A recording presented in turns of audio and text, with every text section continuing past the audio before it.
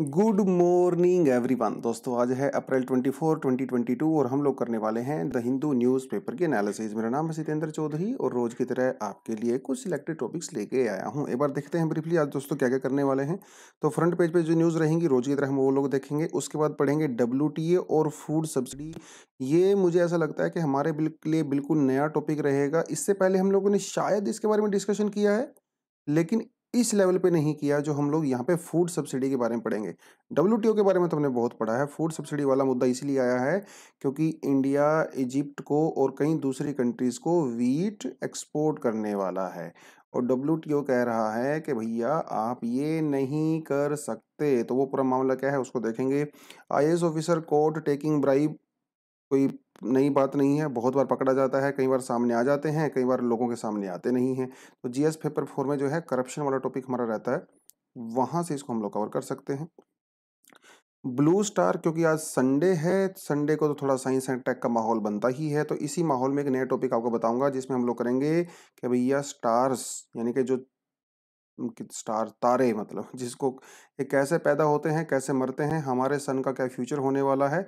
और इसमें बहुत ही एक यूनिक तरह का स्टार होता है जिसे हम लोग कहते हैं ब्लू स्टैगलर। तो उसके बारे में पढ़ेंगे कि ब्लू स्टार क्या होता है, मतलब इसका कलर ब्लू होता है बेसिकली। ठीक है। कोल यूजेस इन इंडिया, इंडिया में अभी कोल की क्या हालत है, फ्यूचर में इंडिया का क्या स्कोप रहने वाला है, इंडिया में जो कोल का क्राइसिस आया है वो क्यों आया है, उसके पीछे कारण क्या है और कैसे फ्यूचर में हम इसको दूर कर सकते हैं, तो उसके बारे में बात करेंगे। फिर पढ़ेंगे राइट टू लाइफ के बारे में। ठीक है, क्योंकि जहांगीरपुरी में जो हो रहा है उसके बारे में क्या सुप्रीम कोर्ट ने पहले कुछ बोला हुआ है उसके बारे में बात करेंगे। फिर कुछ MCQs भी देखेंगे और फिर करेंगे कुछ एडिशनल आर्टिकल्स। देखिए कल बहुत सारे स्टूडेंट ने क्वेश्चंस के आंसर दिए थे जो हम लोगों ने कल आपसे पूछे थे। तो इलेक्शन कमीशन के बारे में क्वेश्चन था, इलेक्शन कमीशन के बारे में क्वेश्चन था, तो इसका आंसर हो जाता है बी, इसका आंसर हो जाता है बी। सारे बच्चों ने बिल्कुल सही आंसर दिया था। इससे पता लगता है कि आपकी जो प्रेपरेशन है वो बिल्कुल सही ट्रैक पे चल रही है। बस इसी तरह चलते रहें, एक दिन लिस्ट में आपका अपना नाम दिखेगा और जिस दिन लिस्ट में आपका अपना नाम दिखेगा ना उस दिन बस एक बार थैंक यू बोल देना और एक चाय पिला देना, बस गर्म सी, मजा आ जाएगा। तो ये था दोस्तों आज का पूरा खेल। हाँ जी, अब बढ़ते हैं आज के फ्रंट पेज पे क्या है न्यूज़, थोड़ा देख लेते हैं। फ्रंट पेज पे जो सबसे पहले न्यूज़ है WTO में ease curbs on the Indian grain export. ये हम लोग थोड़ी देर में करेंगे क्योंकि ये थोड़ा डिटेल की डिमांड करता है, तो यहाँ पे इसको डिटेल में हम लोग नहीं कर सकते। NIA team attack site in Jammu and Kashmir, NIA के बारे में हम लोग खूब सारा पढ़ चुके हैं, तो इसके बारे में कुछ भी नया नहीं है। ED to follow money trail in Jahangirpuri, तो जहांगीरपुरी में कुछ मनी लॉन्ड्रिंग का केस भी यहाँ पे नज़र आ रहा है, तो उसके लिए जो है ED की टीम निकल पड़ी है। ED के बारे में आपको मैं नहीं करवाऊंगा क्योंकि मुझे ऐसा लगता है कि ED के बारे में हम लोग इतना पढ़ चुके हैं ना, जो लोग ED में काम करते हैं उनको भी ED के बारे में इतना नहीं पता होगा जितना हमें पता चल गया है, लेकिन इसलिए आज हम लोग छोड़ सकते हैं। तो ये आपके लिए काम की चीज़ नहीं है, ना न्यूज़ पढ़ना कुछ पढ़ना, क्योंकि ऑलरेडी आपके पास ओवर कंटेंट हो चुका है। हाँ, लेकिन जो हम लोग यहाँ पे आपको करवाना चाहता हूँ वो ये है। हाँ, इसमें हम लोग थोड़ा जा सकते हैं क्योंकि थोड़ा कुछ फंडामेंटल राइट्स वगैरह के बारे में बात कर रहा है ये। तो supreme court had upheld payment dwellers right. Payment का मतलब होता है जो फुटपाथ होता है बेसिकली, उसको पेमेंट कहा जाता है। फुटपाथ भी नहीं कह सकते, हाँ फुटपाथ और कुछ सड़क जो को उसको पेमेंट कहते हैं। तो कई बार हम देखते हैं ना हमारे शहरों में, छोटे बड़े शहरों में कुछ रेडी वाले होते हैं या फिर जो फ्राइडे मार्केट लगती है, कहीं पे संडे मार्केट लगती है, तो वो पेमेंट पे बैठ जाते हैं। कोई अंडे बेचने वाला, कोई टी-शर्ट कपड़े बेचने वाला, जूते बेचने वाले, है ना, मोबाइल का कवर बेचने वाले, तो वो वहाँ पे बेचारे बैठ जाते हैं अपनी लिवलीहुड के लिए कि सबको थोड़ा दो चार पैसा कमाना है, सबको घर चलाना है ना, उसके लिए। ड्वेलर्स का मतलब होता है जो वहाँ पे काम करते हैं बेसिकली, राइट। तो उसके बारे में आर्टिकल है। तो क्योंकि जहांगीरपुरी में अभी एनक्रोचमेंट का ड्राइव चल रहा है दिल्ली में, तो उसके केस में ऐसा है कि ड्यू प्रोसेस, अब देखिए उनके ऊपर बुलडोजर चला दिया गया। तो बुलडोजर जब चलाया गया तो ऐसा कहा जा रहा है कि इसमें जो है ड्यू प्रोसेस उसको फॉलो नहीं किया गया है और ये फंडामेंटल राइट का वायलेशन है। ऐसा किसने कहा? ऐसा सुप्रीम कोर्ट ने कहा। कब कहा? आज नहीं कहा, बहुत पहले कहा था, 1985 में कहा था। उस समय भी एक ऐसा ही केस हुआ था, ओल्गा तेलीज केस 1985। उस केस में लिवलीहुड के बारे में सुप्रीम कोर्ट ने क्या कहा था वो बड़ा इंटरेस्टिंग है। उन्होंने कहा था कि भैया राइट टू लिवलीहुड जो पेमेंट ड्वेलर्स रहते हैं, ठीक है, वो सरकार का काम है उसको इंश्योर करे। राइट टू लिवलीहुड के बारे में कहा जाता है। कोर्ट ने ये भी कहा that they should not be subject to harassment, adding that their right to livelihood was an integral part of the right to life under Article 21। मतलब आप उनको बेमतलब हरास नहीं कर सकते एज लॉन्ग एज कोई लॉ एंड ऑर्डर की problem create नहीं हो रही है तो, या फिर कोई और बहुत ज्यादा प्रॉब्लम मतलब ट्रैफिक जैम ही हो गया पूरी तरह से इस तरह की चीजों में, क्योंकि आर्टिकल 21 के अंदर ये राइट टू लिवलीहुड और हमारा ये फंडामेंटल राइट है। ठीक है, और भी उन्होंने कई सारी बातें बोली हैं। सुप्रीम कोर्ट ने कहा है the easiest way of depriving a person of his right to life would be to deprive him in the, मतलब अगर आपको किसी इंसान को परेशान करना है, उसकी जिंदगी को नरक बनाना है, तो एक काम करिए, उससे उसकी लिवलीहुड वापस ले लीजिए, उससे उसका काम धंधा छीन लीजिए, तो वो उसके लिए सबसे बड़ी सजा होती है। और सबसे ज्यादा तो गरीब आदमी के लिए, कोई गरीब आदमी के पास सेविंग नहीं होती है ना यार, तो वो तो बेचारा डेली कमाता है, डेली जितना उसको 200 रुपए मिलता है उसी को काम चला लेता है, उसकी लिवलीहुड की बहुत बड़ी समस्या है।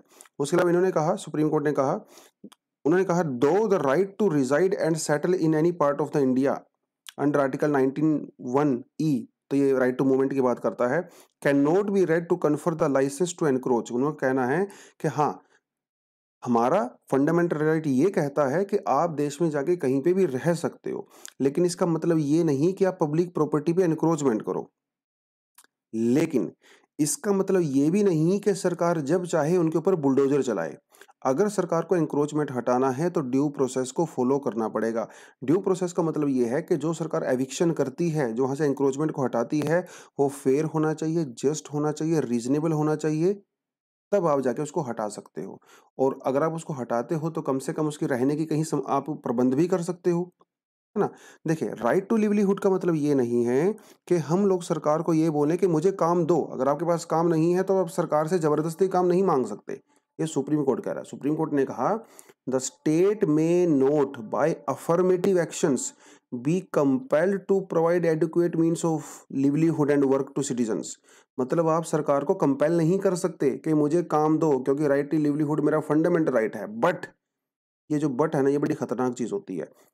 But any person who is deprived of his right to livelihood except according to just and fair procedure established by law can challenge the deprivation as the offending right to, मतलब ये है कि भैया आप सरकार को जबरदस्ती कंपेल तो नहीं कर सकते, लेकिन अगर सरकार आपको जबरदस्ती आपकी जगह से हटाती है बिना किसी कानून को फॉलो किए हुए, बिना ड्यू प्रोसेस को फॉलो किए हुए, तो आप उसको चैलेंज कर सकते हो आर्टिकल 21 में। तो जहां कुरुपुरी में जो हो रहा है, कहने का मतलब ये है कि वो फंडामेंटल राइट का वायलेशन है, राइट टू लिवलीहुड का वायलेशन है, और वो कोर्ट में जाके केस फाइल कर सकते हैं। ठीक है, इससे पहले के भी इन्होंने एक दो एग्जांपल दिए हुए हैं, दिल्ली के ही इन्होंने एक दो एग्जांपल दिए हैं। उसके अलावा राइट टू शेल्टर की भी बात भी कही है कि राइट टू शेल्टर भी फंडामेंटल राइट है। भैया अगर आप घरों के लोगों के घर तोड़ दोगे तो रहेंगे कहाँ पे, है ना। It was also recognised that by international convention, international convention भी इसको मानता है, और जितनी इंटरनेशनल कन्वेंशन है यूनाइटेड नेशन वगैरह के अंदर, इंडिया सभी का पार्ट है। तो right to justice, natural justice, right to life, right to natural life, right to fundamental right, ये सभी का जो है यहाँ पे केस फंसता है। और ऐसा पहले भी एक केस हुआ था 2009 में, जब लोगों के घर तोड़े गए थे। न्यू दिल्ली की ये किस्सा है। न्यू दिल्ली में जो है संजय कैंप स्लम क्लस्टर्स में जो झुग्गियां वगैरह थी 2019 में 9 में, तब सरकार उनको तोड़ रही थी। तो उस केस में भी, सुदामा सिंह केस में, सरकार ने यही कहा था कि भैया सरकार जो है बिना ड्यू प्रोसेस के, बिना फेयर हुए, बिना जस्ट हुए ये सब नहीं कर सकती। हालांकि सरकार के पास हक है, लेकिन उसके लिए प्रॉपर प्रोसीजर होना चाहिए। तो यहाँ पे हमारा आर्टिकल 21, आर्टिकल 19, कई सारे आर्टिकल का यहाँ पे जिक्र किया गया है। तो आपके लिए मेरे पास दो क्वेश्चन हैं हमारे फंडामेंटल राइट से। ठीक है, तीन क्वेश्चन है, सॉरी, तीन क्वेश्चन है, आपके सामने है, आप पढ़िए इसको। With fundamental rights can not be suspended even during the emergency. दो फंडामेंटल राइट ऐसे हैं जो कि इमरजेंसी के दौरान भी हम उसको नहीं हटा सकते। तो A, B, C, D आपके पास ऑप्शन है। Which of the following is correct with respect to the right against exploitation. भैया बताइए आप इसको भी। ठीक है जी, the fundamental right were included in the constitution of India, और फंडामेंटल ड्यूटी, सॉरी, कौन से अमेंडमेंट के करके हम लोगों ने फंडामेंटल ड्यूटीज को ऐड किया था। और अब वो मुझे रिकमेंडेशन भी बता दिए, किसने रिकमेंड किया था कि फंडामेंटल ड्यूटीज को ऐड किया जाना चाहिए। आप ये भी कमेंट सेक्शन में बता सकते हो। लक्ष्मीकांत से सीधे सीधे क्वेश्चन है, मैंने कोई घर से नहीं बनाया है, एकदम वहीं से उठा लिया मैंने क्वेश्चन ये। खैर, अब बढ़ते हैं आज की मेजर न्यूज़ के ऊपर। तो मेजर न्यूज़ है दोस्तों, ये है डब्ल्यूटीओ वाली, जो कि फ्रंट पेज पे भी है। अब यहाँ पे मामला पूरा ये फँसता है कि भैया डब्ल्यूटीओ के अंदर सब्सिडी का क्या खेल है? देखिए डब्ल्यूटीओ का काम क्या होता है? डब्ल्यूटीओ का काम होता है दोस्तों कि वो जो है ट्रेड बैरियर्स को दूर करे। ट्रेड बैरियर्स को कैसे दूर करेंगे भैया? ट्रेड बैरियर को तो तब दूर करेंगे ना जब सारे कंट्री आपस में एक ही लेवल पे जाके खेलेंगी। इसमें मैं एक एक्स्ट्रा पेज यहाँ पे ऐड कर लेता हूँ, थोड़ा-सा मज़ा आएगा उसको बात करने में। Add page, okay. तो देखिए ऐसा रहता है कि कंट्रीज़ तो भैया तभी आपस में इक्वल तरीके से कम्पीट कर पाएँगी ना जब उनके बीच में बैरियर खत्म होगा। अब बैरियर का ये देखिए क्या खेल है। मान लो इंडिया के अंदर आप व्हीट प्रोड्यूस करते हो, ठीक है? और व्हीट को प्रोड्यूस करने में आपको ₹1000 का, मान लो आपने कुछ व्हीट प्रोड्यूस किया, उस पे इनपुट कॉस्ट आपकी ₹1000 लगी। वहीं यूएसए का एक फार्मर है जो यूएसए के अंदर व्हीट प्रोड्यूस करता है और उसको वहाँ पे, मैं रुपीज़ के टर्म में ले रहा हूँ, डॉलर के टर्म में कन्वर्ट आप खुद से कर सकते हो, और मान लो उसको व्हीट के ऊपर पैसा खर्चा जो है उसको ₹2000 आया, ठीक है? अब ये इक्वल खेल है, आप इसको एक्सटर्नल हेल्प मत दो, इसको एक्सटर्नल हेल्प मत दो, जो भी होगा देखा जाएगा। अब होता क्या है, मान लो इंडिया में सरकार ने क्या किया, इस किसान को सब्सिडी दे दिया, इस किसान को ₹500 सब्सिडी दे दिया, ठीक है? तो ₹500 जब इसको सब्सिडी देंगे, तो इसका मतलब ये किसान को जो खर्चा होगा, जो ₹1000 खर्चा था, अभी वो सिर्फ ₹500 खर्चा होगा। उसका जो खर्चा था ₹1000, उसपे 500 तो सरकार ने सब्सिडी दे दिया। तो इससे क्या होता है, किसान को इंसेंटिव मिलता है ज़्यादा व्हीट प्रोड्यूस करने के लिए, क्योंकि सरकार उसके बिहाफ़ पे खर्चा उठा रही है। लेकिन मान लो यूएसए के अंदर उसको ₹2000 खर्चा आता है व्हीट प्रोड्यूस करने में, लेकिन सरकार ने उसको कोई सब्सिडी दिया ही नहीं। तो जब सरकार इसको सब्सिडी ही नहीं देगी, इसका मतलब इसकी इनपुट कॉस्ट हाई हो जाएगी और ये व्हीट प्रोड्यूस नहीं करेगा। तो ये सब्सिडी का बेनिफिट होता है। अब सब्सिडी का यहाँ पे दोनों जगह पे बेनिफिट होता है। पहले तो बेनिफिट हुआ प्रोडक्शन में। अगर आप प्रोडक्शन के लेवल पे उसको सब्सिडी दोगे, अब ये सब्सिडी भी कई तरह की होती है। या तो उसको आप डायरेक्ट कैश दे सकते हो, या फिर उसको उसको बिजली फ्री दे सकते हो, है ना? कई तरीके से हो सकता है ना, या उसको फर्टिलाइज़र फ्री दे सकते हो, सब्सिडी दे सकते हो। कई तरह की सब्सिडी और हेल्प दिया जाता है। तो इससे किसान को इंसेंटिव मिलता है व्हीट ग्रो करने के लिए, अदरवाइज़ वो व्हीट ग्रो नहीं करेगा। एक तो हुआ ये, दूसरी बात, जब ये व्हीट मार्केट में जाती है, ठीक है? एक तो प्रोडक्शन लेवल पे हो गया, एक मार्केटिंग लेवल पे भी सब्सिडी दिया जाता है। अब जब मार्केट में इंडिया का किसान व्हीट को लेके जाएगा और मार्केट में मान लो उसको प्राइस नहीं मिलेगा, मान लो मार्केट प्राइस ही कम है। अगर मार्केट प्राइस कम हुआ तो वो किसान को वो व्हीट पैदा नहीं करेगा, क्योंकि उसको कोई भी इंसेंटिव नहीं है। सरकार कहती है कि अगर आप व्हीट प्रोड्यूस करते हो तो मैं आपको मिनिमम सपोर्ट प्राइस दूँगा। सरकार उसको कहती है कि आप व्हीट प्रोड्यूस करो, प्राइस की चिंता मत करो, मैंने एक मिनिमम सेट कर रखा है, वो आपको मैं ज़रूर दूँगा। तो इन तरीकों से, सब्सिडी से और एमएसपी से किसान को इंसेंटिव मिलता है व्हीट प्रोड्यूस करने में। लेकिन एंड में पूरा खेल क्या होता है? एंड में पूरा खेल ये होता है कि जो यूएसए के अंदर जो व्हीट किसान पैदा कर रहा है, वो हो जाती है एक्सपेंसिव, क्योंकि उसको कोई सब्सिडी नहीं है। लेकिन इंडिया में जो व्हीट पैदा होती है भैया, वो हो जाती है चीप, क्योंकि यहाँ पे मार्केट लेवल पे भी और प्रोडक्शन लेवल पे भी दोनों जगह पे सब्सिडी दिया जाता है। अब ये पूरे का पूरा जो गेम है ना, वो इंटरनेशनल ट्रेड को इम्पैक्ट करता है ना? तो इंडिया का गेहूँ सस्ता है, तो वो ज़्यादा बिकेगा। अमेरिका का गेहूँ महँगा है, तो वो महँगा बिकेगा। तो डेफ़िनेटली इंडिया वाले की डिमांड बढ़ेगी। तो ये जो सब्सिडी होती है ना, अब जब उसको एक हद से ज़्यादा आप दे देते हो, तो वो इंटरनेशनल ट्रेड को डिस्टॉर्ट करता है और इस तरह की सब्सिडी अलाउड नहीं है। ठीक है जी? एक लेवल तक अलाउड है। जैसे मान लो सरकार बोलती है, सर मुझे थोड़ा सब्सिडी तो देना पड़ेगा, क्योंकि मुझे यहाँ पे अपना व्हीट जो है स्टोर करना है, क्योंकि मुझे लोगों को पब्लिक डिस्ट्रीब्यूशन सिस्टम के तहत, मिड डे मील के तहत, और लोगों को मुझे अनाज देना है। मेरे मेरे कंट्री में बहुत ज़्यादा लोग गरीब रहते हैं, तो वो लोग परचेज नहीं कर सकते, तो उनके लिए मुझे स्टोर करना है। हाँ, ये अलाउड है, कोई दिक्कत नहीं है। एज लॉन्ग एज आप पॉवर्टी के लिए कर रहे हो, गरीब इंसानों के लिए कर रहे हो, वो तो चलेगा। लेकिन जब आप उसको एक्सपोर्ट करने के पर्पज से सब्सिडी दे रहे हो, वो नहीं चलेगा। ये बंद है, ये इलीगल है डब्ल्यूटीओ के अंदर। तो यही उसको कहा जाता है दोस्तों एम्बर बॉक्स सब्सिडी। वैसे डब्ल्यूटीओ के अंदर 3 तरह की ओवरऑल सब्सिडी होती हैं, ठीक है? एक होता है ग्रीन बॉक्स, जिसके तहत आप सब्सिडी देते हो, कोई दिक्कत नहीं है, थोड़ा बहुत हेल्प देते हो, इंसेंटिव देते हो, ठीक है जी। एक एक हमारे यहाँ पे होता है रेड, हाँ, एक होता है ग्रीन जो कि अलाउड है, एक होता है एम्बर जो कि अलाउड है with some terms and conditions, और एक होता है रेड जो बिल्कुल भी अलाउड नहीं है। ये होती है नॉर्मल सब्सिडी। लेकिन एग्रीकल्चर सब्सिडी वाले मामले में रेड नहीं होता, उसमें सिर्फ ग्रीन होता है, ब्लू होता है और एम्बर होता है। ग्रीन पूरी तरह से अलाउड है, कोई दिक्कत नहीं है, आप हेल्प करिए, इसमें कोई लिमिट नहीं होती। ब्लू में भी ऐसा कोई लिमिटेड नहीं होती है। लेकिन एम्बर में क्या होता है, अगर आप अपने टोटल एग्रीकल्चर प्रोडक्शन का 10% से ज़्यादा सब्सिडी देते हो तो भैया वो फिर इलीगल हो जाती है। आप उसको नहीं दे सकते, वो अलाउड नहीं है, क्योंकि उससे इंटरनेशनल जो ट्रेड है वो डिस्टोर्ट होता है। अगर और इंडिया की सरकार ऐसा ही करती है। इंडिया की सरकार देती है 10% से ज़्यादा सब्सिडी एमएसपी के चक्कर में और बाद में पब्लिक डिस्ट्रीब्यूशन के चक्कर में। तो इंडिया का ये केस डब्ल्यूटीओ में पहले से ही चल रहा है। अभी इंडिया ने इसके ऊपर एक और गेम खेल दिया। अभी तक तो इंडिया ये आर्गुमेंट दे रहा था कि मैं ये सब्सिडी देता हूँ क्योंकि मेरे पास में पुअर जनता है, बहुत ज़्यादा लोग गरीब हैं, और मुझे राइट टू जो है फूड सिक्योरिटी, बेसिकली मेरा जो है फूड सिक्योरिटी मुझे वो इंश्योर करना है। तब तो चलो ठीक था, लेकिन अब तो हद ही हो गई। अब तो इंडिया ये सब्सिडी एक्सपोर्ट के लिए दे रहा है, क्योंकि हम लोग इजिप्ट को एक्सपोर्ट करना चाहते हैं। तो अब सारा खेल यहाँ पे बिगड़ेगा। डब्ल्यूटीओ के अंदर अभी वेस्टर्न जो कंट्री हैं, खासकर यूएसए वगैरह, अब वो इंडिया के इस मूव को अपोज करेंगी। वो पहले भी अपोज करती हैं, इंडिया का पहले ही वहाँ पे केस चल रहा है, अब और ज़्यादा करेंगी कि भैया अभी तक तो आपको हम लोगों ने चलो माना था कि आपके यहाँ पे गरीब जनता है उनके लिए दे रहे थे, अब तो आपने हद ही कर दी, अब तो आप पैसा कमाने के लिए सब्सिडी दे रहे हो। तो ये जो है पूरा का पूरा मामला बनता है। लेट्स होप इसमें आगे क्या पूरा केस होगा, इंटरेस्टिंग रहेगा देखना क्या पूरा मामला रहता है। और यहाँ पे आपको मैंने पहले भी शायद ये बात बताया होगा, कनाडा का हम लोगों ने एग्जांपल दिया था। जब इंडिया में किसान आंदोलन हो रहे थे तो कनाडा के प्राइम मिनिस्टर ने किसानों के फेवर में कई सारे ट्वीट वगैरह किए थे। और किसानों का जो प्रोटेस्ट वो किस लिए हो रहा था, वो रहा था एमएसपी को लेके ना, कि हमें एमएसपी चाहिए।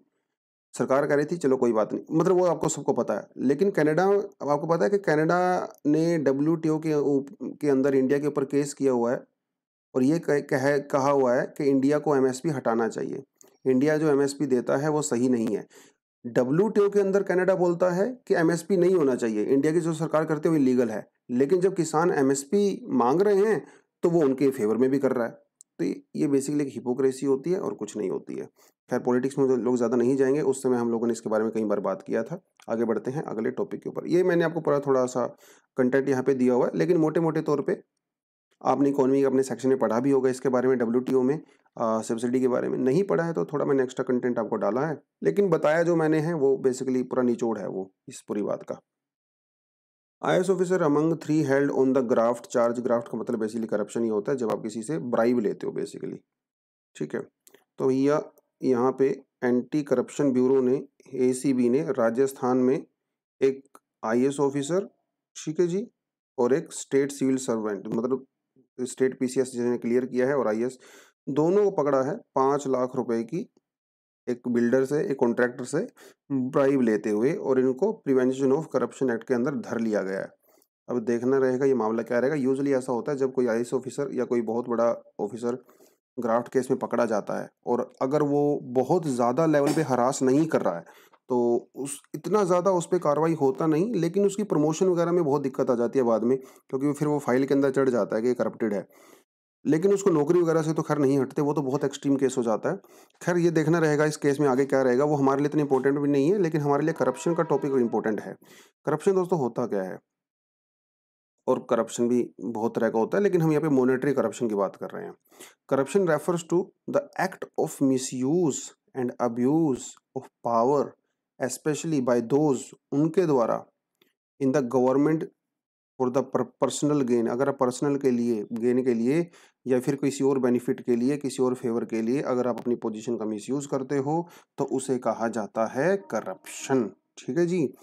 तो ऐसा, अब मुझे नहीं लगता जिस आदमी ने थोड़ा बहुत गवर्नमेंट डिपार्टमेंट में कुछ काम किया है, कभी काम करवाया है, उसने करप्शन नहीं देखा होगा। बहुत बहुत मुश्किल है इंडिया में बिना करप्शन के काम करवाना। वो करप्शन 5 रुपए का भी हो सकता है, 5 लाख का भी हो सकता है, 5 करोड़ का भी हो सकता है। जैसा काम वैसा दाम। तो रीजन क्या है इंडिया में करप्शन के? ठीक है, तो जीएस पेपर 4 में आपसे सवाल पूछे जा सकते हैं, पूछते भी हैं। इकोनॉमिकल रीजन हो सकते हैं, ठीक है, इनफॉर्मल सेक्टर का शेयर यहाँ पे बहुत ज़्यादा है, तो चीज़ें प्रॉपर तरीके से फॉर्मलाइज तरीके से होती नहीं है, तो कैश इकोनॉमी बहुत ज़्यादा चलती है। ईज़ ऑफ डूइंग बिजनेस की भी समस्या यहाँ पे है, आपको बहुत सारी परमिशंस लेनी पड़ती हैं। परमिशन के चक्कर में जो ऑफिसर हैं उनके हाथ में काफ़ी पावर आ जाती है, और इनइक्वालिटी बहुत ज़्यादा है, लोग काम काम निकलवाते हैं एक दूसरे से, तो करप्शन का जो है इकोनॉमिकल रीजन भी हो सकते हैं। कुछ जो ऑफिसर हैं वो उनके पर्सनल भी वो लालची होते हैं। उस सरकारी डिपार्टमेंट में बहुत जगह सैलरी भी बहुत कम होती है, तो वो भी सारे रीजंस हो सकते हैं, है ना। और एक सिस्टम का पार्ट बन गया कि हाँ कोई कुछ पकड़े नहीं जाएंगे, वो सारी की सारी चीज़ें। और एक सोसाइटी में एक्सेप्टेंस भी है एक लेवल के करप्शन को लेके, अरे ये तो काम पैसे दे के ही होगा, तो ये इतना नॉर्मल कल्चर का पार्ट बन गया है। और ये आज से नहीं, अर्थशास्त्र लिखी थी चाणक्य ने इतने हजार साल पहले, उस समय भी उन्होंने करप्शन के बारे में बात किया, तो उस सोसाइटी में भी करप्शन था।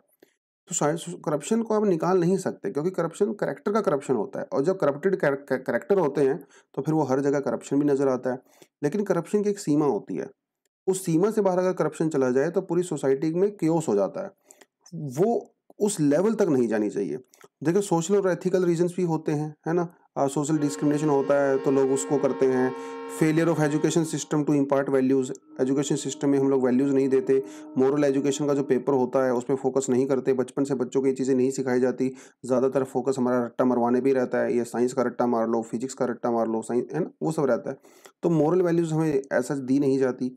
और ऐसे एक चीज़ आप देखो तो जीएस पेपर इंक्लूड तो कर दिया सरकार ने, है ना, एथिक्स पढ़ो भैया, वो सारी चीज़ें। लेकिन जीएस पेपर 4 करने के बाद भी जो लोग एग्जाम क्लियर करके वहाँ पे जाते हैं, और तब भी जाके करप्शन करते हैं। तो बेसिकली वो सारी चीज़ें रहती हैं। तो सोशल फैमिली में लोग अपने पेरेंट्स को, अपने आसपास लोगों को देखते हैं करप्शन करते हुए, तो बचपन से उनके मन में भी यही आ जाता है, अरे करप्शन तो बहुत नॉर्मल सी चीज़ है। तो नॉर्मलाइजेशन हो गया है सरकार में, तो एक एक्सेप्टेंस सा हो गया है समाज में करप्शन को लेके। तो वो भी सारी चीज़ें हैं। एडमिनिस्ट्रेटिव चीज़ें भी हैं, कॉलोनियल ब्यूरोक्रेसी है, तो वो कल्चर का पार्ट बन गया ब्यूरोक्रेसी में। ब्यूरोक्रेसी को इतना ऊपर माना जाता है कि कोई इसको टच नहीं कर सकता, तो जब उनको डर ही नहीं है कि उनको टच नहीं कर सकता, तो वो खुल के करप्शन भी करते हैं। और एडमिनिस्ट्रेटिव रिफॉर्म हमारे यहाँ पे नहीं हो पाए। आज भी ऑफिसर्स के हाथ में बहुत पावर होती है जिसका वो लोग मिसयूज़ करते हैं। जुडिशियल फेलियर भी है, पेंडेंसी जो केस केस उनके ऊपर चलता है वो पड़े रहते हैं। तो भैया जब आप किसी को 2-4 को जेल में डालोगे नहीं, तो फिर दूसरे लोगों को कैसे, है ना, सुध आएगी। Lack of the effective grievance redressal mechanism नहीं है, लोग कहाँ पे कंप्लेंट करें वो प्रॉपर तरीके से नहीं है। जो लोग कंप्लेंट करते हैं उनकी आइडेंटिटी को छुपाया नहीं जाता है, वो सबको बता दिया जाता है। बहुत सारे लोगों को तो मार दिया जाता है कि जब वो इस तरह के ऑफिसर्स के अगेंस्ट में केसेस वगैरह लेके आते हैं। पॉलिटिकल रीजन भी है, ब्लैक मनी, है ना, इलेक्शन में चलता है भैया, तो नेताजी को भी तो देना है पैसा, तो ट्रांसफर वगैरह करवानी पड़ती है, वो सारी की सारी चीज़ें, है ना। Criminalisation of politics, crony capitalism, तो बहुत बहुत सारे रीजंस यहाँ पे हो सकते हैं कैपिटलिज्म, इसके करप्शन के, सॉरी। तो लेकिन करप्शन का हमारे यहाँ पे कुछ लीगल प्रोविजंस भी हैं डेफिनेटली। तो प्रिवेंशन ऑफ करप्शन एक्ट 1988 है हमारे पास, बेनामी प्रॉपर्टी एक्ट 1988 है। इसको अभी थोड़े समय पहले हम लोगों ने इसको अमेंडमेंट भी किया था। राइट टू इन्फॉर्मेशन एक्ट हमारे पास है 2005। विसल ब्लोअर प्रोटेक्शन एक्ट है 2014। लोकपाल एंड लोकायुक्ता है 2013। तो कानून तो है हमारे, कानून तो हर जगह ही होता है, दिक्कत कानून की नहीं है, दिक्कत है इम्प्लीमेंटेशन की। क्योंकि इम्प्लीमेंटेशन कैसे होता है, खुद से तो होगा नहीं, इम्प्लीमेंटेशन भी तो लोग ही करते हैं, मतलब जो पोजीशन में होते हैं। और जो पोजीशन में होते हैं भैया वो खुद करप्ट रहते हैं, तो अपने अगेंस्ट थोड़ी एक्शन लेगा कोई, है ना। भाई वो मरना थोड़ी है उनको, प्रॉपर तरीके से इम्प्लीमेंट करने के पता लगे अगला आदमी उसी को धर लिया गया। तो ये सारी सारी समस्याएं हैं सिस्टम में, बहुत समस्याएं हैं। ठीक है, कभी बाद में क्लास वगैरह जब होंगी तब अच्छे से बात करेंगे। खैर, लेकिन मेरे ख्याल से आप सबको आइडिया है इन चीज़ों के बारे में। कोविड-19 surge preparedness with AI. AI का मतलब होता है आर्टिफिशियल इंटेलिजेंस जीनोम सर्विलेंस। देखिए क्या कहता है ये, वैसा कुछ खास आर्टिकल है नहीं। कहता है कि अभी तक जो भी हम लोग कोविड-19 की जो वेव थी उनको प्रिडिक्ट करने के लिए जो मॉडल अपना रहे थे वो मॉडल पुराने थे। वो मॉडल किसके बेसिस पे होते हैं, वो होते हैं कि भैया कितने केस रिपोर्ट हो रहे हैं, कितना इन्फेक्शन बढ़ रहा है, डेथ कितनी हो रही है, उसके बेसिस पे हम लोग फ्यूचर की प्रिडिक्शन करते हैं।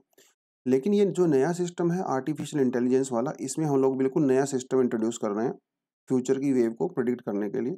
वो ऐसा रहेगा कि कितने पर्टिकुलर टाइम में कितने वायरसेस का जो है सीक्वेंस चेंज होता है, कितने नए वेरिएंट्स बनते हैं, उन बेसिस पे जो है हम लोग फ्यूचर की प्रिडिक्शन करेंगे। देखिए अब तो 2 साल हो गए ना इस समस्या को, तो 2 सालों में कितने वेरिएंट्स हुए, कहाँ कहाँ पे हुए, वहाँ की कंडीशन कैसी थी, कितने सब वेरिएंट हुए, उन वेरिएंट्स में से कितने ज़्यादा इन्फेक्शन करने वाले थे, कितने कम करने वाले थे, उन सारी चीज़ों को ध्यान में रख के जो है वो फ्यूचर मॉडल बनाए जाएंगे प्रिडिक्शन के, रादर देन के कितने कहाँ पे कितने केस आ रहे हैं, कितना इन्फेक्शन हो रहा है, कितनी डेथ हो रही है। तो ये जो है इस पूरे आर्टिकल में बताया गया है। इतनी ही इन्फॉर्मेशन आपके लिए रिक्वायर्ड है, ज़्यादा जानने की ज़रूरत नहीं। हाँ, लेकिन जीनोम सीक्वेंस क्या होता है ये हम लोग पहले पढ़ चुके हैं अच्छे से, है ना? ये थोड़ा आप जान सकते हो। आर्टिफिशियल इंटेलिजेंस क्या होता है, ये थोड़ा-सा आपको पता होना चाहिए।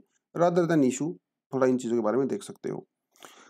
अगला जो दोस्तों आर्टिकल है हमारे पास वो है साइंस एंड टेक से, why are blue straggler star different from the norm. तो कुछ लोग हटके होते हैं दूसरों से, है ना? भीड़ में भी अलग ही नज़र आते हैं। ऐसे ही हमारे पास कुछ स्टार होते हैं। ज़्यादातर जो हमारे स्टार होते हैं वो व्हाइट येलो रहते हैं, लेकिन बीच में कुछ स्टार जो है वो ब्लू कलर के भी होते हैं। ये क्या है? कौन से स्टार हैं? ये क्यों ब्लू कलर के होते हैं? ये पूरा मामला क्या है? तो इसे आप अपने साइंस एंड टेक वाले पोर्शन से भी कर सकते हो, इसे आप अपने ज्योग्राफी वाले पोर्शन से भी कर सकते हो। ठीक है? तो ये है क्या पूरा आपको देखिए थोड़ा बताता चलता हूँ। दोस्तों स्टार होता क्या है? स्टार और प्लैनेट में सिर्फ़ एक फ़र्क होता है कि स्टार की खुद की लाइट होती है ना? प्लैनेट्स के अंदर लाइट नहीं होती है, और ये लाइट आती कहाँ से है? ये आती है भैया आपके न्यूक्लियर फ्यूज़न रिएक्शन से। राइट? तब बनते हैं स्टार। और जब बिग बैंग हुआ था, बिग बैंग के बाद वो काफ़ी समय बाद जो है फिर वो स्टार वगैरह बने। उस समय जो नेबुला वगैरह थे वो सब चीज़ें हैं, ज्योग्राफी का चीज़ें हैं। लेकिन थोड़ा-सा एक बार यहाँ पे देख लेते हैं कि ये अ, पूरा केस क्या है। और इसमें देखिए क्या रहता है, इसमें ये रहता है कि देखिए स्टार की आपको मैं थोड़ा जर्नी बताता हूँ। जब बिग बैंग के बाद से जब बिग बैंग एक्सप्लोजन हुआ, तो सबसे पहले हमारा जो है बड़े वाला नेबुला बना। उस बड़े वाले नेबुला में से क्या हो रहता है, और नेबुला के अंदर हाइड्रोजन होती है और हीलियम होती है। ग्रेविटी की वजह से हाइड्रोजन और हीलियम आपस में कंडेंस हो जाती हैं। देखिए थोड़ा सा आपको यहाँ से अलग पेज लेके बताता हूँ मैं। अ, हाँ, यहीं बता सकते हैं, कोई बात नहीं। तो देखिए हुआ क्या, जब बिग बैंग हुआ तो बिग बैंग के बाद हमारा इस तरह से बहुत बड़ा नेबुला बना। उस नेबुला में जो है इस तरह से छोटे-छोटे नेबुला बने। नेबुला का मतलब दोस्तों क्लाउड होता है जिसके अंदर हाइड्रोजन और हीलियम होता है।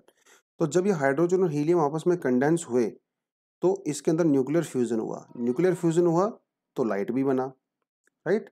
तो इस तरह से इनिशियल स्टार बने। ये स्टार ये हमारा सन नहीं है। सन से पहले भी एक और स्टार हुआ करता था, जिसे इनिशियल स्टार कहते हैं, पॉपुलेशन 1 स्टार कहते हैं, ठीक है? उस स्टार की मैं बात कर रहा हूँ। तो इस स्टार के अंदर होता है एक्सप्लोजन। इस एक्सप्लोजन से जो इसके अंदर मटेरियल था वो पूरे इधर-उधर फैल जाता है, और उससे बनता है फिर हमारा स्टार। जो बचा-कुचा मटेरियल होता है ना इसका, पहले वाले एक्सप्लोजन का, इससे बनता है हमारा स्टार, जो कि हमारा रियल सन है, जिसे हम लोग प्लैनेटरी नेबुला भी कहते हैं। तो स्टार की अगर हम लोग जर्नी देखें तो वो इस तरह से रहती है कुछ। तो जो शुरुआत हमारा जो नेबुला था, अभी आपको मैंने बताया जो इनिशियल वाला नेबुला, ये वाला नेबुला था, ठीक है? अब इसके अंदर कैसा एक्सप्लोजन होगा वो किस चीज़ के ऊपर डिपेंड करता है? उसके साइज़ के ऊपर डिपेंड करता है। अगर उसका साइज़ नॉर्मल होता है, तो वो पहले रेड जायंट बनता है। धीरे-धीरे उसका साइज़ इंक्रीज़ होने लगेगा, न्यूक्लियर फ्यूज़न होने लगेगा, वो बढ़ता चला जाएगा, वो रेड कलर का हो जाता है, ठीक है? ये एक्चुअली हमारा ये अभी हमारा ये वाला साइज़ है। हम लोग एवरेज साइज़ वाले हैं, तो ये एवरेज साइज़ है। तो सन का ये फ्यूचर है। तो अभी एवरेज है, धीरे-धीरे क्या होगा सन के अंदर, जो हाइड्रोजन है वो धीरे-धीरे कंज़्यूम होने लगेगी। सन का साइज़ इंक्रीज़ होने लगेगा, तो वो रेड जायंट का पार्ट ले लेगा। धीरे-धीरे रेड जायंट से वो क्या बन जाएगा? व्हाइट ड्वार्फ बन जाएगा। जब उसके अंदर सारा फ्यूल खत्म हो जाएगा, तो वो व्हाइट ड्वार्फ बन जाएगा, ठीक है? और उसका एंड हो जाएगा। तो ये हमारे हो जाएगा यहाँ पे सन का सत्यानाश। लेकिन अगर उस सन का अगर मतलब इसका मैं कह रहा हूँ, अगर इसका साइज़ बहुत बड़ा है, मतलब बहुत-बहुत बड़ा है, तो फिर इसके अंदर से प्लैनेट नहीं बनते हैं। फिर इसके अंदर जो है सुपरनोवा एक्सप्लोजन होता है, और इस सुपरनोवा एक्सप्लोजन से हमारे ब्लैक होल बनते हैं और हमारे न्यूट्रॉन स्टार बनते हैं। बेसिकली देखिए क्या रहता है कि जब इनिशियली शुरू में बिग बैंग हुआ तो हर जगह हाइड्रोजन हीलियम फैल गई। उस हाइड्रोजन हीलियम में से कुछ जगह पे न्यूक्लियर फ्यूजन हुआ। तो जहाँ पे न्यूक्लियर फ्यूजन हुआ इसके साइज के ऊपर डिपेंड करता है कि इसका फ्यूचर क्या होगा।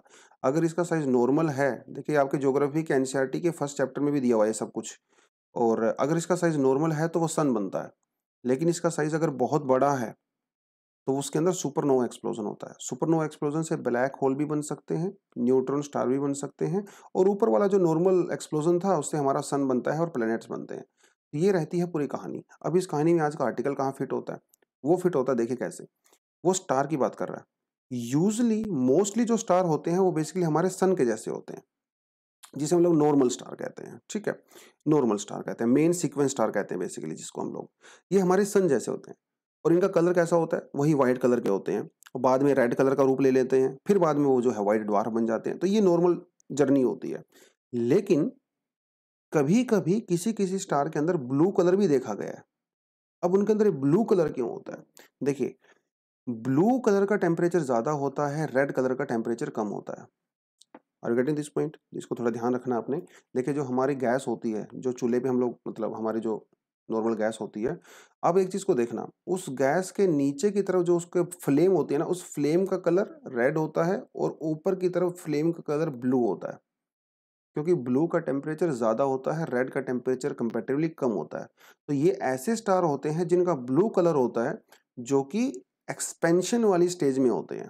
इनके अंदर न्यूक्लियर फ्यूजन बहुत स्ट्रोंग होता है, एक्सपैंड होते रहते हैं, और तो एक्सपैंड होने की वजह से टेम्परेचर भी इनका बहुत हाई होता है। इसीलिए ये ब्लू कलर के नजर आते हैं, और इसीलिए इनको कहा जाता है ब्लू स्टैगलर। क्या कहते हैं? ब्लू स्टैगलर स्टार कहते हैं, क्योंकि इनका टेम्परेचर होता है ज्यादा, ये एक्सपैंड कर रहे होते हैं, और ये ऐसी स्टेज में होते हैं कि भैया कभी भी इनके अंदर ब्लास्ट हो सकता है। ब्लू स्टैगलर। तो ये अपने आस पड़ोस के दूसरे स्टार होते हैं, इनसे थोड़ा सा डिफरेंट होते हैं। यही जो है इस पूरे आर्टिकल के अंदर बताया गया है। फिर कहता है, how quickly can India move away from the coal? India जो है कोल के मामले में कैसे क्या कर रहा है, क्या स्टेटस है, क्या होगा, वो पूरा इसमें बताया गया है। इंडिया भी जो है अपना 50% की जो डिमांड है वो बेसिकली कोल से हम लोग पूरी कर रहे हैं। कोई बात नहीं, तो चलो ठीक है। 2000 के बाद अभी तक इंडिया में जो है with 80% of demand still met. 2000 के बाद इंडिया में जितनी भी एनर्जी की डिमांड है, उसमें से 80% जो डिमांड है वह कोयल से, ऑयल से और सॉलिड बायोमास से हम लोग फुल कर रहे हैं। मतलब अभी भी हम लोग क्लीन एनर्जी का काफी कम यूज करते हैं। ऐसा माना जाता है कि 2040 तक इंडिया में जो डिमांड है पावर की, वो 5% के हिसाब से हर साल इंक्रीज होगी। वो चलिए ठीक है। तो इस समय पिछले साल भी था और दोबारा से आ गया भैया। तो अक्टूबर के महीने में जो वो कोल क्राइसिस आया था, हमारे पास कोल की कमी हो गई थी। अब दोबारा से मार्च अप्रैल में दोबारा से कोल क्राइसिस आ गया है। तो मतलब पहले वाला दूर हुआ नहीं था, दूसरा क्राइसिस आ गया है। तो ये क्राइसिस का कारण क्या है? सबसे बड़ी बात, वायरस। वायरस की वजह से माइंस को बंद कर दिया गया था, क्योंकि वायरस स्प्रेड हो रहा था। पहला रीजन तो ये, माइंस बंद हो गई, प्रोडक्शन कम हो गई। दूसरी चीज, पिछले साल अगर आपने देखा होगा तो मॉनसून काफी एक्सटेंड हो गया था, 20-25 दिन एक्सटेंड हो गया था। तो मॉनसून की वजह से ऑपरेशन रुक जाते हैं माइनिंग के। तीसरी बात ये है कि पिछली बार जब अक्टूबर के अंदर ये प्रॉब्लम आई थी, उस समय सर्दियां शुरू होने वाली थी, तो डिमांड कंपैरेटिवली फिर भी कम थी। लेकिन इस बार ये समस्या आई है अप्रैल और मार्च के महीने में। तो समर चलने वाली है, डिमांड बढ़ेगी, वो प्रॉब्लम है। दूसरी बात, अचानक से इकोनॉमी ओपन हो गई है तो डिमांड बहुत ज्यादा हो गई, सप्लाई पीछे से आ नहीं रही है। तो ये सारे के सारे रीजन मिलके हमारे यहाँ पे कोल क्राइसिस को खड़ा करते हैं। इसलिए हमारे यहाँ पे कोल क्राइसिस है। लेकिन समस्या ये है कि भैया हम कोल के ऊपर इतना डिपेंड करते क्यों हैं? हालांकि हम कोल को इतना प्रेफर क्यों करते हैं? क्या और तरीके नहीं कर सकते? क्या कर सकते हैं, लेकिन कोल के बारे में कुछ खास बातें बताता हूँ आपको। एक तो भैया ये बहुत ज्यादा अवेलेबल है इंडिया में, सस्ता भी है, अवेलेबल भी है, तो इंपोर्ट करने से तो सस्ता ही पड़ता है। शॉर्ट जेस्टेशन पीरियड, तो कोल पावर प्लांट आप बहुत जल्दी लगा सकते हो, उसके लिए बहुत ज्यादा आपको कैपिटल इन्वेस्टमेंट भी नहीं करना है। तो as compare to hydro, as compare to nuclear, इसकी कैपिटल इन्वेस्टमेंट भी उतनी ज्यादा नहीं है। तो बनाना भी सस्ता है, मिलता भी बहुत सारा है ना। और प्राइवेट सेक्टर में को भी हम लोग अभी अलाउड कर रहे हैं। तो जब से प्राइवेट सेक्टर को इन्वॉल्व किया है तो वो लोग कोल का बहुत ज्यादा यूज कर रहे हैं। तो ये सारे के सारे कारण हैं कि हम लोग कोल के ऊपर इतना ज्यादा डिपेंडेंट हैं, कोल को प्रेफर किया जाता है। लेकिन रिन्यूएबल एनर्जी वाले मामले में इंडिया कहाँ पे स्टैंड करता है फिलहाल? देखिए, हम लोगों ने वादा किया है, अभी हम लोग COP26 में, और इससे पहले भी हम लोगों ने जो अभी पंचामृत, और इससे पहले जो हमारा NDC था, जो हम लोगों ने पेरिस एग्रीमेंट में दिया था, उसमें हमने कहा था कि 2030 तक हम अपनी टोटल पावर जनरेशन का 40% पार्ट वो रिन्यूएबल एनर्जी से प्रोड्यूस करेंगे। अभी तो खैर उसमें समय है, थोड़ा 8-7 साल है। लेकिन फिलहाल हम लोग क्या कर रहे हैं? फिलहाल हम लोग अपनी टोटल रिक्वायरमेंट का सिर्फ 24% ही रिन्यूएबल एनर्जी से कर रहे हैं। उस 24% में से मतलब टोटल हम लोग 152 गीगावाट कर रहे हैं। उस 150 गीगावाट में से 50 गीगावाट जो है वो सोलर से होता है, 40 गीगावाट विंड पावर से, 10 गीगावाट बायो पावर से, 4 गीगावाट जो है स्मॉल हाइड्रो पावर से और 46 गीगावाट जो है वो बड़े हाइडल जो पावर हैं। ये बेसिकली हमारा 24% है। इसको हमें 40% तक लेके जाना है अगले 7-8 सालों में। लेट्स होप कि उसको हम लोग लेके चले जाएं, ऐसा ऐसा पॉसिबिलिटी नज़र आती है। और इंडिया ये भी कहता है कि 2030 तक हम लोगों को अपनी कैपेसिटी 500 गीगावाट करनी है, जो कि अभी सिर्फ 151 गीगावाट है। तो देखिए हम लोगों को अभी तो 350 गीगावाट और ऐड करना है, तो ये इंडिया के लिए एक चैलेंज है। लेट्स होप कि ऐसा कुछ हो जाए। तो लेकिन सोलर सोलर की हम लोग बात करें, सबसे ज़्यादा जो क्रेडिट है यहाँ पे सोलर को दिया जाता है।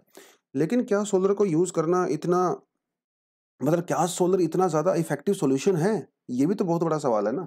देखिए, चैलेंज हैं सोलर एनर्जी को एक्सेप्ट करने में। क्या चैलेंज है देखिए, पहली बात तो सोलर जो एनर्जी होती है वो दिन में ज़्यादा अवेलेबल होती है और समर महीने में ज़्यादा अवेलेबल होती है। तो एक तो विंटर में नहीं पैदा होता और रात के समय भी नहीं पैदा होता, है ना?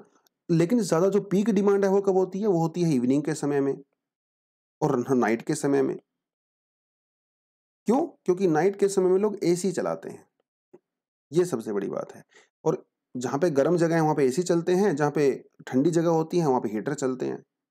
रात को सबसे ज़्यादा बिजली पैदा होती है, मतलब बिजली की डिमांड होती है, लेकिन सोलर बेचारे इवनिंग में और रात को पैदा ही नहीं करते बिजली।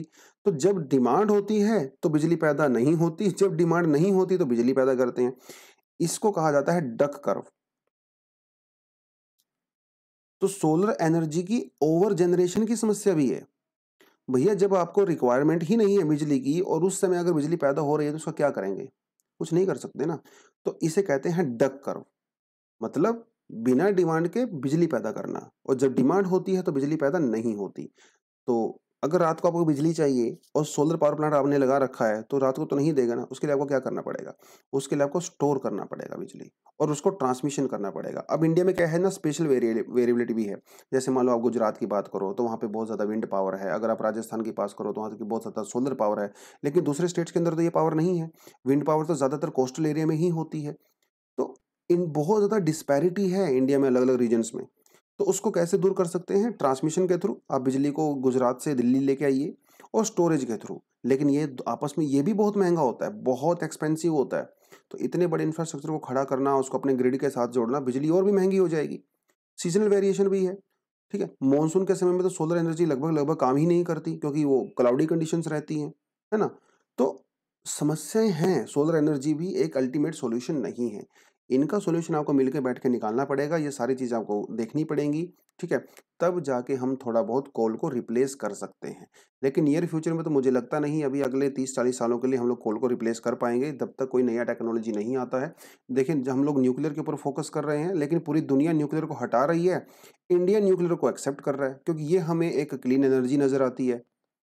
लेकिन इसके साथ दूसरे कंसर्न भी हैं बहुत सारे, है ना? तो उसको लेके जो है पूरा आर्टिकल था। 2-4 पॉइंट आपको बस यहाँ पे पता होना चाहिए कि क्राइसिस का रीज़न क्या है, हम कोयले को प्रेफ़र क्यों करते हैं और सोलर एनर्जी का इंडिया में फ़िलहाल क्या स्टेटस चल रहा है, क्या चैलेंज है। यहाँ से वो ऐज़ इट इज़ बना-बनाया सवाल है ये, इसमें कुछ करना ही नहीं है, ठीक है? बस आपसे पूछेगा discuss the reasons behind the recent coal crisis, why do we prefer coal and suggest some solutions for the challenges. ये बस ऐज़ इट इज़ कंटेंट डाल के लिख दोगे, आपका 10 नंबर यहाँ पे पक्का हो जाएगा, ठीक है जी? आज के लिए दोस्तों इतना ही है। कुछ एक एडिशनल आर्टिकल हम लोगों ने यहाँ पे ऐड किए हुए हैं, आप यहाँ पे क्लियरली देख सकते हो, ठीक है? ये देखिए वो एक्सेस डेथ वाला है, हम लोगों ने 2 दिन पहले भी एक्सेस डेथ के बारे में पढ़ा था, इसको आप तो छोड़ सकते हो, कोई दिक्कत नहीं है। Russia to deploy Sarmat missile by autumn. हाँ, ये मिसाइल वाला टॉपिक थोड़ा-सा रह गया था, मैंने ऐड भी नहीं किया था शुरुआत में इसको। इसको मैं आपको बता देता हूँ, क्या है ये पूरा। देखिए, अभी रशिया ने जो है वर्ल्ड की सबसे स्ट्रॉन्गेस्ट एंटी बैलिस्टिक मिसाइल का टेस्ट किया है।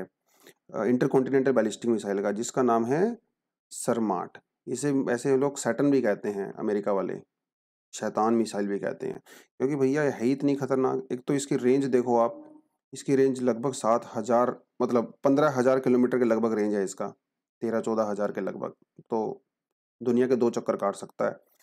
1988 में सबसे पहले इसको डिप्लॉय किया गया था और इसकी देखो आप, इसकी रेंज को और भी बढ़ाया भी जा सकता है, जो नया इसके अंदर हम लोग चेंजेस करेंगे। लेकिन यहाँ पे एक चीज़ देखो, मैक 7 और मैक 4 15 सॉरी 12, ये साउंड की स्पीड होती है दोस्तों।